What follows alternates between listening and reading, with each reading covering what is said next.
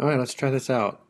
So I did a photo shoot last weekend with Allie at Google, and I wanted to share how my process for culling and picking images that I like to edit, as well as how I retouch my images. So I use Capture One for my editing app. It's similar to Lightroom in where you can do some basic editing, culling, rating, things like that.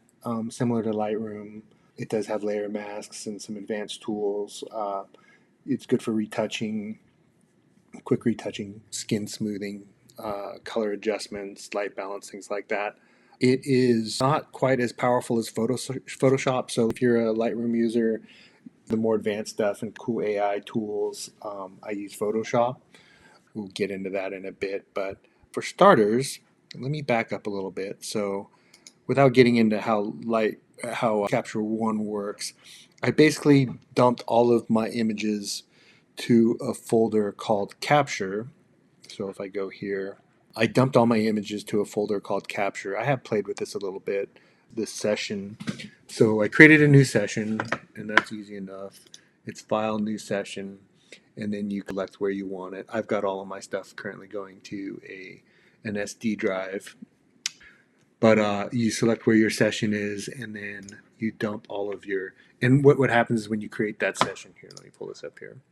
So if I go to my SSD drive, you'll see that I've got some directories here, but pretty much all of my stuff I put model shoots wise, I'll put in this folder called model shoots under 2020 2025. And then so in this case, like I said, Ali is the most recent shoot that I did. So within this folder, when you create a new session, it'll create a session DB file. That's pretty much what you launch to launch Capture One from your Finder window. And then there's a couple more folders. So there's a capture folder. This is where you dump all of your files from your camera's SD card to this folder. So if you open it up, you'll see that I've got all of my raw files in here. Output would be where I export all of the JPEGs after I call them. I'm not a professional photographer, so what I do is I pretty much give the model all of the JPEGs, and what I do is I invite them to pick 10 or 20 of their favorite images, and then I'll go back and I'll retouch and edit them. Selects are where I put all of those images that I edit. Sometimes I'll have a folder within selects. No, in this case I don't. But sometimes like I'll have a folder for my favorites, the model's favorites, or sometimes months later I'll go back and I'll take another look at these sessions and I'll find another group of 5 or 10 or sometimes 50 images that I missed the first time, and I'll go back and I'll create another folder in here for selects. And so selects are typically your best ones, the ones that you want to share or the ones that you want to use for your portfolio. Or like I said, or if they're the model's favorites and you've done some retouching, that's where you would put them. And I could show you where to do that in a second. So back to here. So anyways, I've dropped all of those raw files into Capture, and then you see over here I'm in the folder section and I've clicked on Capture, and that's basically what all of these images are. I was there a little bit early at Google, so to test my camera and to play with some ideas, I took some images of just the structures there. I was hoping, this is called the Sphere. There's another art installation there called Halo that I wanted to play with, but it was ribboned off for construction or maintenance, or so we didn't get a chance to shoot with that. But I've gone through and I've added keywords to all of these, and so all of these I called Google Sphere. And so what I could do now is in my filters, I can go down here and I could say either I want to at work or view only the Google Sphere stuff, or I pretty much everything else. I used Ali for the keyword. She's the model. And then this one here doesn't have anything. What is this one? So this one should be Sphere as well. So anyways, to add that keyword, I can go here, click on that, and that should give it keyword. Let's see. Let me do it here. So I'll click on it. Oh, I think that's the issue. And then I gotta click on it there. All right, I'm just gonna look at my Ecamm, my recording tool, and see what I've got. That looks good. Let me bring that up. I don't think you could see that, but I'll look at that later. So anyways, let's grab a couple of these images of Allie. So I'm selecting, I only want to look at images of Allie. And then let's look for something that I haven't already culled or reviewed. So let's just click on, hold down the command key so that I can select both filters. So rating is none. That means that I haven't really reviewed it or culled it. If I cull something, I've got a quick key or a shortcut key for my X, and what it'll do is, so say I select on this one and I don't like it, I could just hit my X key and you'll see down here that it marked it red, and then it incremented it up here in the red. And then what I could do when I'm done culling is I could click on red, so all of the stuff that I said that I want to delete, highlight them all, and then just delete them. And then what will happen is it'll throw those images. It won't delete them, but it'll throw them in this trash folder. But it will remove them from the capture folder, which is really what I want. All right, so let's undo this and then let's take a look. Let's find a couple. So what I'll do is I'll quickly go through, and you could do this a few ways. There is a cull tool. For this, I'm not going to use it, but if you use the cull tool, it'll group images into categories. So if you see this one, it'll group them into categories. So this one, there isn't a bunch. There's only one picture that looks like that, but there's 5 like this. So if you scroll to the right, you can see they're all grouped together. Again, I don't really care about the sphere stuff, but so you can go through and quickly, and keep in mind, I'm looking for stuff that I want to delete, and I'm looking for stuff that I want to maybe edit later. So typically when I'm looking for stuff to cull, I don't, so I do this, I cull before I export all the JPEGs, and I don't want the model seeing anything negative or unflattering, so I try to delete all this stuff before I export them all to give to the model. But when you see up here, this helps out being able to see the model's face and stuff. But those all look pretty cute, and that looks cute even though her eyes are closed, so we'll keep it. Also blurry stuff, so that's a nice thing about this here too. Sometimes a little blurry isn't too bad, but that's probably a little too blurry, so I won't delete all of those, but I'll definitely, this one I'll delete. That's just unfortunate. Sometimes I think what's happening is my camera is focusing over here instead of on her. I do have the aperture wide open to f2 for this lens, so when you have such a narrow focal length, you really have to pay attention to where your camera is focusing on. And my eyesight is so bad that sometimes that's hard, especially it was super bright, so it's kind of hard to see those. But these are really provocative. I'm going to select one of those just to see if we can fix that in any way. So I'm going to throw, what number haven't I used before? So I haven't used any 3s. So typically if I want, the way I'd use my rating is nothing is typically higher than a 3. 1 is something that I want to play with later to edit. And then I'll go back and I'll look at all those 1s again. And then my favorites from those 1s will turn into 2s. And then when I edit those 2s for selects, I'll typically make them a 3. When I'm collaborating with a model, I'll use these numbers in different ways. So sometimes the 3s will be my favorites and the 4s will be the model's favorites. And then 5s I reserve. 5s are things that I want to print, or at the end of the year when I share my year's worth of favorite photos, that would be where the 5s go. So I reserve that 5. It has to be special. There's maybe 1 5 a shoot, so that's why there's none there currently. And I think these 4s were for Ali's favorites. And so what we'll do is, since I'm not using the 3 section, we could use those. Or why don't we see? Do I have a? Why don't we use orange? Why don't we use a color maybe for this? Let's see. I've got some hotkeys for. Let's see. So color tags. So let's see. It looks like option G for green. Why don't we do that? Why don't we use green? So I'll do option G, and we'll save that one for to edit. And let's just do 5 of these. So this one, my intent is to, let's see if we could fix this in any way, even though it's a little bit blurry. We'll go down here. I'm gonna make that a little bit bigger. Make that a little bit smaller. None of these are jumping out at me. These are. And so like this one, there's no reason to keep that one or export it. So we'll just mark it with an X. That one's a little funky, so we'll get rid of it. These were fun. She was playing around. And then I noticed that my big giant head was in all those images. So I'm not going to delete them because maybe there's a good portrait in one of them. These she was playing with, twirling her hair and her dress a little bit. Oh, that's really cute. Let's jump through things like this where you cut the leg off. I look at them and I'm like, can we use this as a portrait? Maybe not. These she's just experimenting. Sometimes that works out great, sometimes not so much. See, you could really tell how harsh that light was. This we brought, oh, and what we did is we warmed up a little bit without my strobe. And then here you could see we are playing with my strobe. So let's take a look at these. Oops, I think I jumped down too quick. This is really cute.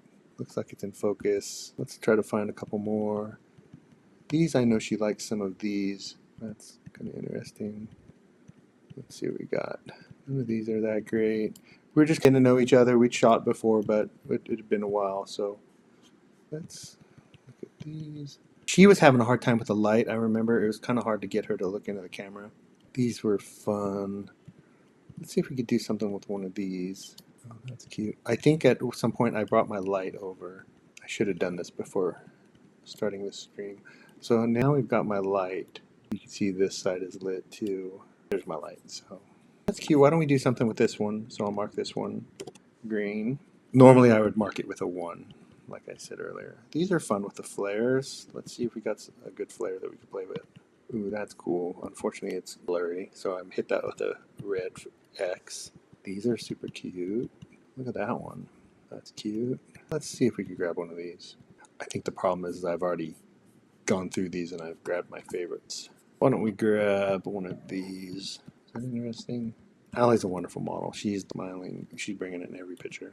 All right, I like this one. I think we might have to crop it and play with it a little bit, but let's grab this one. And just check to see. We've been going about 15 minutes. Not too bad. Let's consider this one too. I'm going to hit that with a green. Her pose is good. Her smile is good. Let's see what we can do with it. These are fun. Ooh, look at that one. This one I think we could fix with a little contrast change. All right, these were, I had her looking right into the camera for these. I was trying to see if I could get her eyes to pop. That is just funny. I need to send her that. I'm going to hit that green just so that I could send it to her later. That's just beautiful. I'm going to hit save that one. See, her eyes are closed, but it's beautiful. Let's see if we can do something with this one. What do we got? We got 8 greens. Let's just look through here real quick. Why don't we go with what we got there? So then when you're done, you just go down here and click done. And then you go back here and remember we've highlighted everything green. And these are the ones that we've selected. And so I usually go in order, but I think we've got 8 images to edit. So why don't we unselect those and we'll start with this one. Let's see what we could do with this. So it's really blurry. So you can go to Photoshop nowadays and Photoshop will help with that blur, but that's another video. Sometimes I'll go here and I'll see what auto will do. The thing with auto is it tries to, like your iPhone, it'll shift everything into the mid-range. So it'll go Z. So right now everything is way over. So the right side is white, is your whites. Left side is black. So watch if I turn down the exposure. Watch that histogram. So now everything's in the center, perfectly balanced. And then if you get towards the dark side of it, you see the histogram move all the way to the left. So when you hit auto, you see how that moves the histogram to the left. So let me look again. So that doesn't bug me too bad. Usually the first thing I do is I crop. Instagram is 4:5, so I'll do everything 4:5. Usually I like looking up at the model, so I'll typically crop so that their head is higher up in the frame. I don't like the background, so I'll do stuff like I'll darken the background. So my goal typically when I'm editing is to highlight the model. So that means that I usually lighten the model and then I'll darken the background. It's a little harder here when pretty much everything is white, but I definitely want to darken these areas. And then typically another tool that I use is not everybody's cup of tea, but I will typically vignette most things just a little bit. So in keeping in mind what I said earlier, so typically what I do is I'll highlight the model. There's a lot of reasons I don't like this picture. I don't like it that I've cropped her arm off here, but just for the sake of showing you guys my process, I probably wouldn't spend much time on this with her arm cropped off here. Or I would take a look and see how it looks zoomed in a little bit. So if you're going to crop an arm, crop it below the joint instead of above the joint. Try to keep, if they do have features in the frame, keep those in. I think what we'll do is keep that. Let me see what I could do about fixing her face without using Photoshop. Fixing the focus without using Photoshop. So if you hit M, it'll show you your mask. And then this one, since I'm working on her face, I'm going to invert it. Get a little more of her face. All right, and then I'll hit M just so that I can see what I'm doing, and then I'll zoom in a little bit. And so I'm going to try sharpen, which is over here, and we'll just take a look. So sometimes sharpen helps a little bit. That's helping quite a bit. So look at the before and the after. So that looks great. Take a look at these real quick. I'm going to turn that down. You see if I turn the threshold up too high, it gets kind of grainy. But that looks pretty good to me. So we'll go back here, and then I'm going to turn down that background a little bit. And so click on background, and that'll select everything but the model. You still got to check it. So hit that mask again to see where it is. See around her hair where it's not quite selecting it. What you can do here is you go and right click and then you refine the mask. Now watch her hair here and you'll see it go more pink. Did I lie? Oh, and then we want to remove this on her face. So I use the AI tools for everything. So we want to remove the pink from her face and her hair. Where else? I'm selecting the model or Ali, and then I'm clicking, left clicking on her. All right, so that's pretty good. I'm going to turn off the mask, or I'm going to turn off the mask visibility, so that got rid of that red. And then I'm just going to go down to, so exposure down. You got to be careful around her hair and stuff. So if you go too far, that looks kind of weird, right? But right about there, I think is pretty good. And then you can go here too and toggle it on and off. That looks pretty good. I might lighten her face a little bit, so let's grab another mask. I have that one for focusing. Don't forget to invert it. Oh, and another thing here, let me do this too. I'm going to show you another way to do it. So let's get rid of this mask. So Capture One has a new tool that you could select, create a mask for different categories of the subject, so specifically models. So I want to brighten up her face skin a little bit, and then I'm going to get her eyes too. And then, I don't know, let's just do face skin for now and see what happens. So that'll create a mask for just her face skin. I turn off the M so I could watch it. And then we'll just turn it up just a little bit. I don't know if you can see how subtle that was, but here, I'll turn this off so you can see it. So on, off, just a little bit. Let's see. There's some other things that I do too. So when I'm retouching a model, I have a rule of thumb. I didn't come up with it, but if a model's got blemishes or red marks or pimples or whatever, or a hair or a mosquito, pretty much my rule of thumb is if it's not going to be there in a week, I'll typically remove it. So Ollie's face is pretty perfect, but she does have some red spots on her chest here. So what I'll do here is I'll take this, what is it called? The Draw Healing Mask. And so if I'm on the image layer, the first time I click on a section, it'll create a new mask. And so it's called the heal layer. So let's get rid of some of these little bumps down here. I don't spend too much time on it. And then what it does is if you display the arrow, so what it does is it takes, so when I fix that spot, it took a section of her skin from here and then replaced what I clicked on. So I'll click on mask and you can see the spots that I hit. I don't know why that one got there, but you could just highlight it and then hit delete and then we'll get rid of it. I don't need to see the arrows. For the most part, it does a good job. The reason you want to show the arrows sometimes is if it picks a spot that's not quite right, you can move it all around. So you can see all three of those spots it used the same arrow for. So I'm just going to hit Control Z and that'll fix it. But in general, I don't need to see the arrows. You can't see it in this picture, but I know that Ollie has a red spot on her nose that for other images I've gotten rid of. But that's really all you need to do. And then I probably want to look at this dress a little bit. So let me select it, and I use the AI select for that. And then I've been going up here, but I'm trying to remember to go down here. It's so much quicker to just reach down here. And then select address, and then I double check by hitting M to make sure that I've selected it. And then I probably want to, let's see what I could do with the saturation. So just subtly, you could go crazy and make it super pink, but I think just a little bit of saturation and maybe a little bit of contrast. So let's take a look at what we did here. Just very subtle. And then I think that's it for her. So just to show that I've done it, I think that's it for editing for this one. I do want to, let me take a look real quick. And a lot of this is experiment. I've been editing now for a couple years, so I've got some things figured out, but I still experiment. Every photo shoot is different. Every model is different. The light is different in every one. So again, I always forget to do this. So I want to select her a circular mask around her face, not everything but. So be sure to invert it. And then I just want to play with brightening it up again just to take a look. This is her whole face this time. So I don't think that looks too bad. Get rid of that. I don't think that looks too bad. And then you know what I might do? I might go in, I'll clone this so it basically makes a copy of that image. You can see, so now we've got a 1 and then we've got a 2. It kept my filter or my color rating, and it created another one. And I just want to zoom in and see how that looks. This one, recall, was a little blurry, so it might not be that great.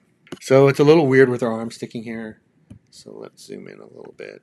So it might be a little weird with that tilt, but I don't think that's too bad either. Why don't we select her hair and see what we can do with that too. So we'll go down here and we'll hit hair. I'll create a mask. Check where the mask is by hitting the M again. Let's see if we can sharpen it a little bit. My Facebook is getting blown. My watch is blowing me up for some reason. So not too much of a difference. You could see it in here. But now let's take a look at things like highlights and shadows. Not seeing too much difference. Boy, it does make a difference here. Highlights. Take a look at, I've got it cranked all the way up, but yeah.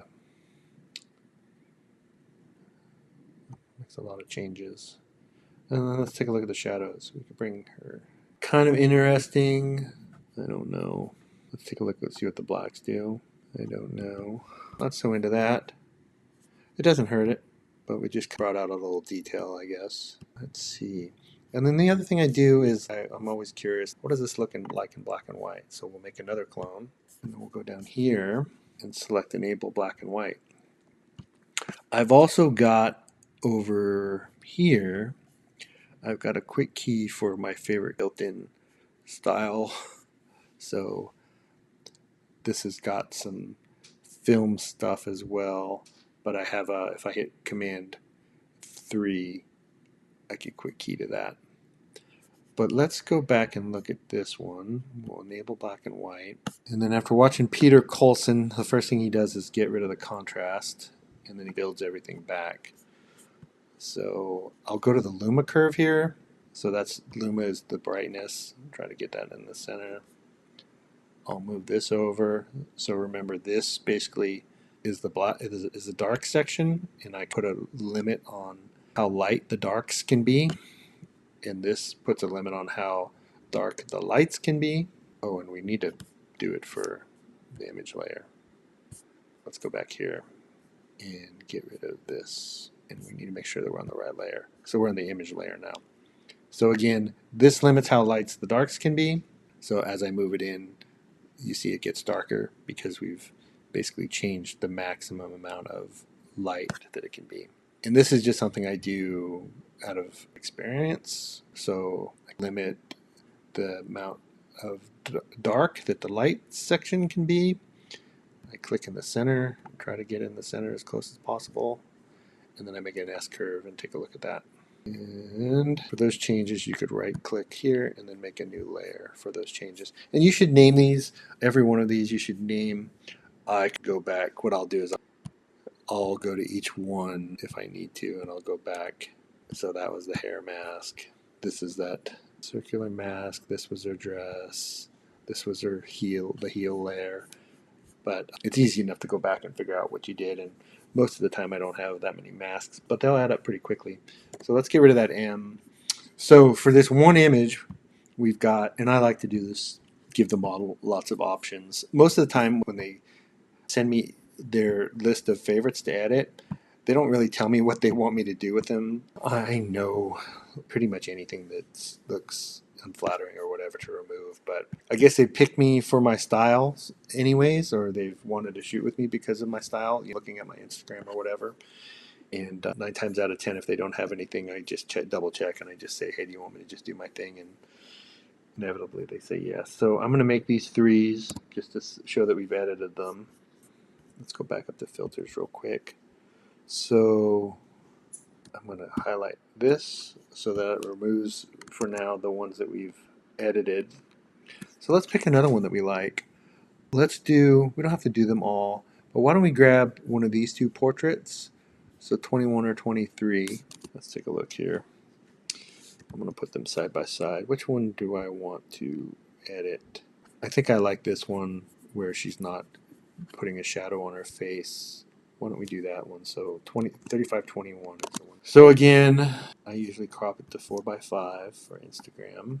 And then she looks pretty flawless here. Oh, there is another tool I'll show you. We don't have to use it for Allie, but you can retouch. They do have a new AI retouching feature. So that's this section here. It'll show you the face that it's retouching. Probably don't need that with just one face. But impact, the default is 100%. You could turn it down if you want to. What I do is I control the impact by the blemishes tool. And she has no blemishes at all, but you could see maybe that will disappear. These are things that aren't temporary. These are things like that mole and this little bump here. That's just Allie. That's not. Those are going to be there in a week, so I wouldn't do too much with them. But you'll see as I turn this up, it did get rid of that, and it did get rid of the mole. So see the mole, watch the mole here, watch it disappear. And then you could go totally crazy and it'll really soften the image, which doesn't look bad either.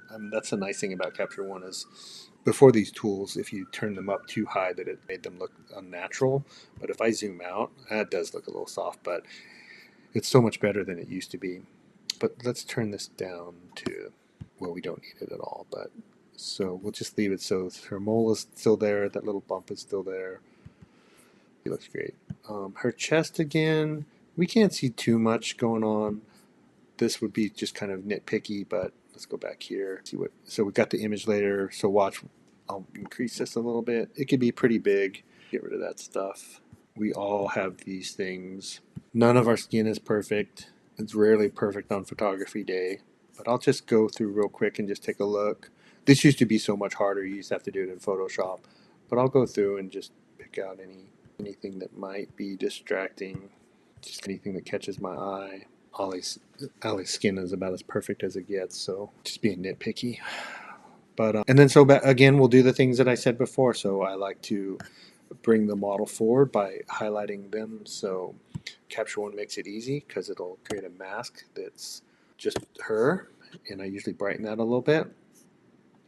I don't think I talked about it before, but you want to use the brighten tool, not the exposure tool. The brighten tool keeps the saturation, where the exposure tool, it seems like it loses the saturation. I think while I got her selected, I want to look at the contrast real quick. I think that's okay. And then let's take a look at saturation. Just a little touch or whatever, just to define that dress a little bit.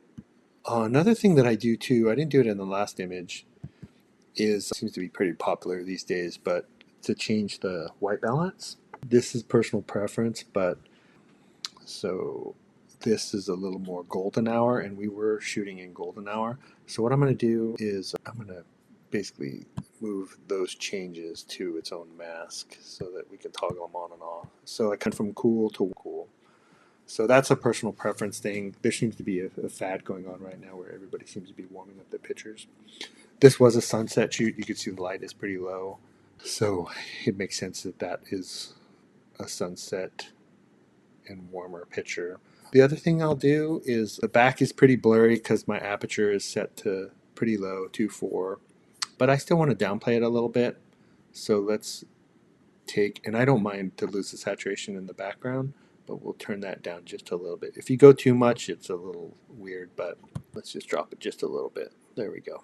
And then another thing I'll do sometimes is play with their eyes. Not too often, but so we'll create another mask here. Actually, we don't have to. We can just go up to people, select pupils and iris, and then it'll create a mask for us. I double check it by hitting M. It'll show me where the eyes are highlighted. Zoom in a little bit. I'll turn that off. And so I'll do a couple things with the eyes. I'll sharpen them. This one you got to be a little careful with. So we'll sharpen them a little bit, not too hard. I never usually go past 50%. And then the other thing I will do is go back and play with the color a little bit. So hers tend towards green, so I'll maybe tweak it just a little bit to the greener side, and then I'll brighten it just a little bit just to see what happens.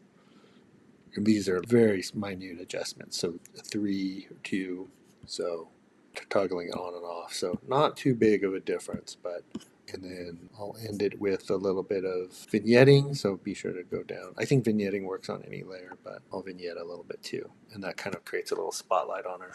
And then let's take a look. Let's see, she might be peaking, the exposure might be peaking on her chest. Oh, it is peaking quite a bit. So let's see what happens. Let's see if we can get rid of some of that overexposure just by turning the brightness down a little bit. So let's get rid of, so that's just unfortunate. It was a super bright day. We'll turn it down a little bit, but there's nothing we can do about that. I think that's nice. Let's center her a little bit maybe. Looking good. What else? Want to take a look at it in black and white? Let's create a copy of it. And then I'm going to use my option 3, or command 3, quick key. Oh, that's beautiful too. Why don't we keep that? I like that. I might brighten her up a little bit more. So remember we had that subject mask.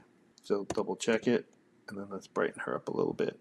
This one doesn't matter. Exposure or brightness doesn't matter because she's already, that's 100% desaturated. Let's see, let's look at her hair too. Let's get rid of shadows. So this will bring up the light in the shadows. So I like that. Just a little bit maybe. We want to see her. I think that's cute. Why don't we call it there? So we'll highlight these 3, 3521. We'll highlight all 3 of these, and we'll mark those as a 3. This one I just marked because I wanted to save it to send it to her. Alright, let's do one of these highlighty ones. Alright, so again, the first thing I do is typically crop for Instagram. And it's not just for Instagram. 4x5 is a common picture frame size. So the first thing I do on these hazy ones is I take a look at the contrast. I like that. Since it is supposed to be golden hour, I will warm it up a little bit. Not much. The color balance is kind of a relative. 72 is pretty warm. Her skin is pretty warm. That's what I'm stuck on here. See what that turn that contrast back down. I don't think that's too bad. Let's go to a subject mask. Let's see if we can dehaze her a little bit. So double check to make sure the subject mask is on her. I think down here I've got dehaze. Let's see what that does. Ooh, that's a little too much. So I'll double click to start over. Maybe just a touch. And since I've got her selected, I think that's pretty good. Let's see what Vignette does for us. I think I want to brighten her face up a little bit too. So let's create a new layer. I'm just going to do it with the circle. Invert it. Let's brighten her up. Brighten. There we go. Bright. I think that's pretty good. Again, after I'm going to make a black and white one just to see it. So I'm going to do option 3. That's a little contrasty for me, but it doesn't bug me. Alright, so let's select both of these. We'll create them as a 3. And then let's see here. Let me just check my cam. We've been going for about 45 minutes. Why don't we call it at that? So let's take a look at what we did. We'll go back here, and then what we'll do is we'll grab those green 3s this time. So deselect this one, and then we'll do green 3s. So this is what we did. So we started with this one. We could look at a little before and after. Let's see. What do we do? Why don't we get fancy?